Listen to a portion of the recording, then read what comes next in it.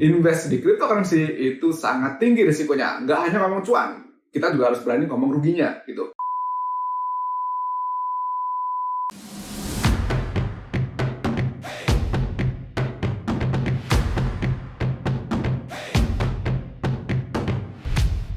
Yo, kita balik lagi ke channel YouTube Descartes.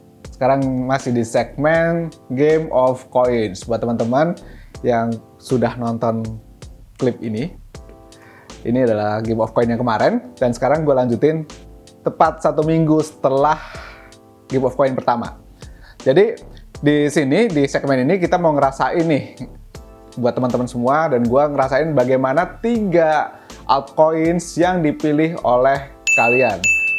Dipilih oleh kalian di Instagram Antika Descartes. Jadi 3 koin ini kita beli bareng. Jadi teman-teman ngerasain journey-nya. Dan ini bukanlah ajakan buat kalian untuk ikutan beli. Kenapa? Karena gue akan kulik sebentar lagi gimana hasilnya koin-koin pilihan kita.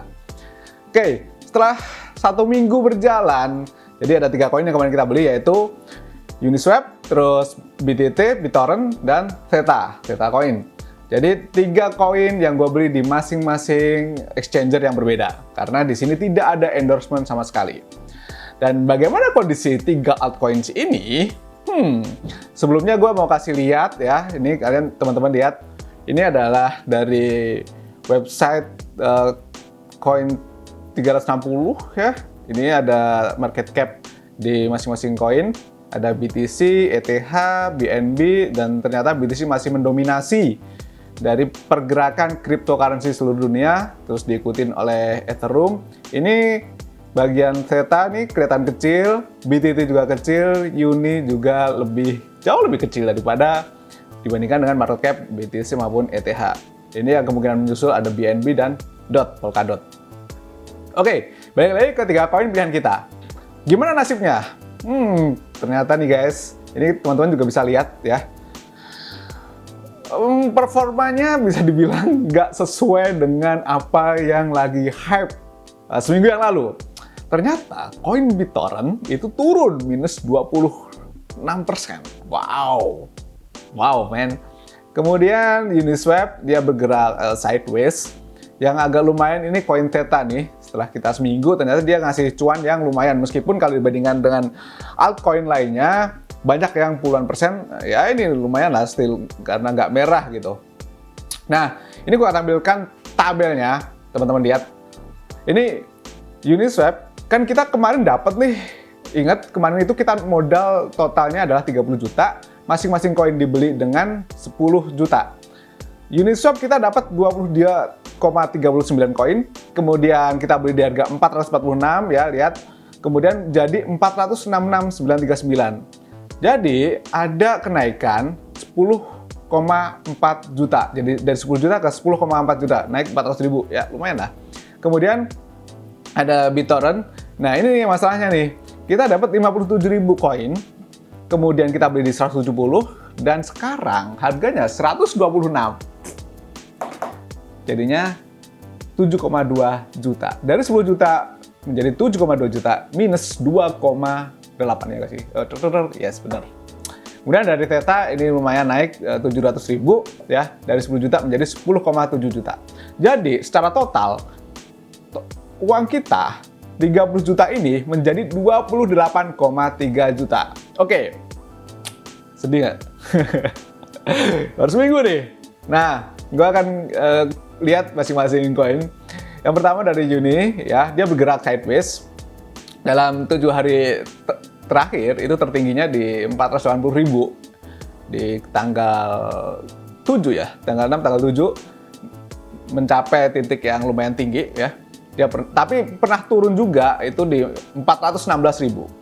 Kemudian, kalau di BitTorrent ini yang pas lucunya ya, pas kita beli hari Senin ya, teman-teman kan, ayo beli ini. Oke, gue ikutin kemauan netizen semua, gue beli nih tanggal 5, harganya 170. Hari kedua nih, udah turun minus 20% guys. Oke, terus hari keempat, harga BTT ada di 124 perak. Jadi 4 hari si BTT ini sudah mengalami minus 24 sampai minus 27%. Nah, kenapa? Ternyata setelah gue cek-cek itu, sebelum tanggal 5 itu, BTT itu sudah naik tinggi banget ya, 70% lebih. Dan kalau diakumulasi beberapa hari sebelumnya, dia udah, kalau istilah saham bagger gitu ya, dalam waktu sangat pendek, multi bagger dia sangat pendek. Sehingga ya menurut gue juga wajar juga mencapai keseimbangan juga. Tetapi perlu diperhatikan juga sama teman-teman yang invest, kalian juga harus lihat nih, berapa sih sirkulasi dari BTT ini. Gue nggak kasih tahu, teman-teman lihat sendiri ntar. Analisis lagi. Ternyata pas itu juga muncul nih banyak berita soal scammers ya. Ada berita beberapa yang kemudian si BTT ini mengeluarkan tweet resminya untuk menjelaskan, ngasih announcement ke semua investornya. Ini gue kasih lihat. Gitu. Nih ya, tweet dari BTT. Scam alert, bla bla bla, ada yang menyebar rumor jelek gitu. Nah, ini circulating supply-nya gue kasih lihat. Oke. Kemudian gimana dengan Theta Token? Ya, dia sempat naik banget nih sampai di angka 200.000 lebih. Kemudian turun kembali ya. Jadi nggak jadi untung banyak banget, tapi masih untung dibandingkan dengan tanggal 5 kemarin. Oke, seminggu yang lalu. So, ini adalah riset kita bareng-bareng nih, praktek kita bareng-bareng, tapi kerugian ada di gua, dan gua bawa ini ke video. Kenapa? Biar teman-teman yang melihat video ini belum harus untuk ikut ke cryptocurrency, tetapi bisa ngerasain journey bareng-bareng sama gua gitu. Di sini gua nggak jadi orang yang super pintar, enggak, karena masih banyak banget jagoan-jagoan dan guru-guru di mana gue belajar ke beliau-beliau semua, termasuk ke kalian semua yang nonton video ini. Gue yakin ada di antara kalian yang sudah sangat pintar. Jadi kita di sini discuss bareng, riset bareng. Kemudian apa sih yang bisa dipelajari dari Game of Coin di minggu kedua ini? Jadi gue berharap nanti setiap Game of Coin itu nanti akan ada pembelajaran baru. So yang pertama adalah jangan pernah nyalahin orang lain. Oke, kan ini gue kasih Q&A di box Instagram dan gue minta orang-orang buat ngisi koin apa nih yang kita beli bareng, tetapi gue sama sekali tidak akan menyalahkan orang-orang yang ngasih usulan. Oke, dan ini jadi pelajaran penting buat kalian. Misalnya teman-teman di sini ada yang beli koin itu karena usulan dari orang, karena ada yang nge-tweet, ada yang ngomong di Instagram, atau ada yang di YouTube, beli ini gitu. Tetapi ingat, siapa sih yang ngeklik tombol buy?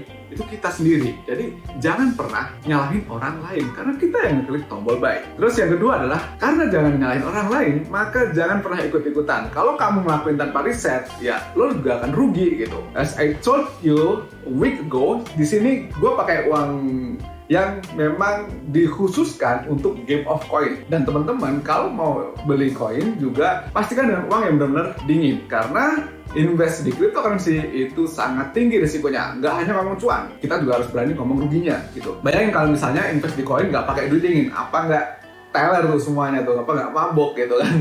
Nah itu, terus gimana lanjutannya? Well, kita akan belajar lagi di Game of Coin selanjutnya, Game of Coin episode ketiga minggu depan. Kita lihat pembelajaran apa yang kita dapat selama seminggu ke depan. Dan untuk sekarang gue tidak akan menjual dulu, gue masih pengen tahu pembelajaran apa yang akan gue dapat nantinya. Oke, thank you and bye-bye.